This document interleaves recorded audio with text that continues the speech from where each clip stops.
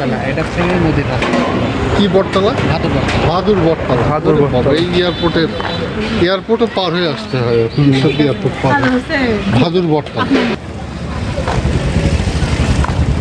আরেক আত্মীয়র বাড়ি আসছে আপনাদের, আরেক জায়গায় ওখান থেকে যাবো আমরা একটা নদীর পাড়ে।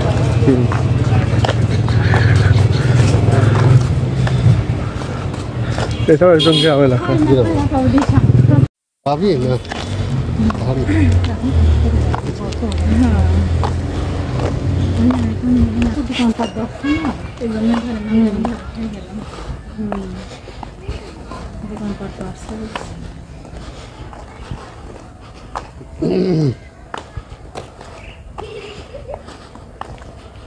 আমি বলেছি রিপনের যে ভালো 2-4 কাঠা জমি পালে আমরা বিল্ডিং করে দোকান করে দেবো এখানে, আর উপরে আবার থাকার রুম করবো, কিন্তু আমরা ওখানে আর বিল্ডিং করবো এই জায়গায় চলে আসবো।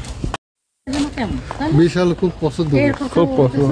না আমার পছন্দ, আশেপাশের লোক ভালো না হলে কিন্তু বাস করে না। এখন তো পপিরা একটু বাড়া একটু বেশি, এখন থেকে কম। ওরাও মানুষ সব, কিন্তু আমার এখানে দেখেন নিরিবিলি পরিবেশ, একদম নিরিবিলি। কারো বাড়িতে আসা যাওয়া নাই, সবাই ভালো বুঝছেন। বিকালবেলা হয় সবাই আবার রাত মতো শেষে কাজ সংসার করে বাড়ি বানায়। সব চাকরি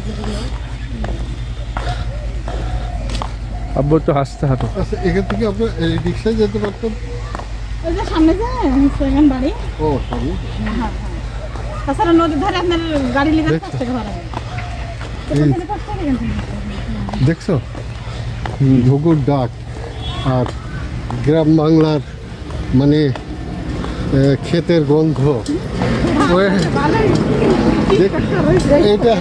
এটা কি আখের ক্ষেত? দেখছো আখের। আমরা ঢাকায় ওখানে কিভাবে থাকি সব ওখানে দেওয়া ইউটিউবে দেখবেন, কোথায় থাকি, কি থাকি, কিভাবে চলে সব দেওয়া আছে। আচ্ছা দিয়ে যাবো।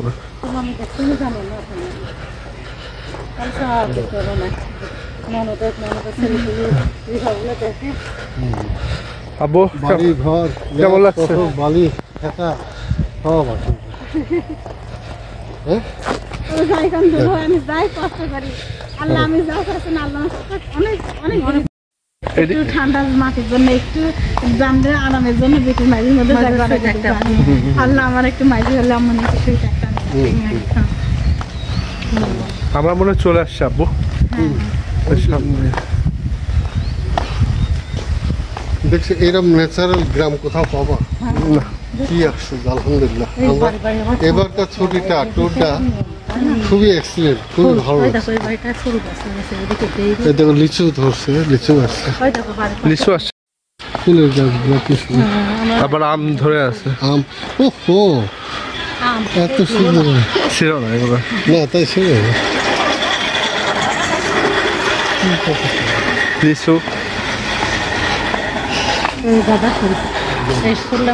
আর বাড়িটা দেখছো, এই বাড়িটাও সুন্দর।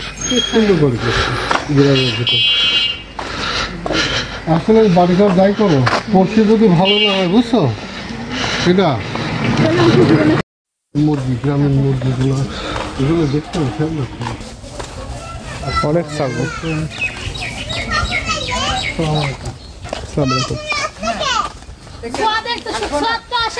সব চলে আসছে এখানে।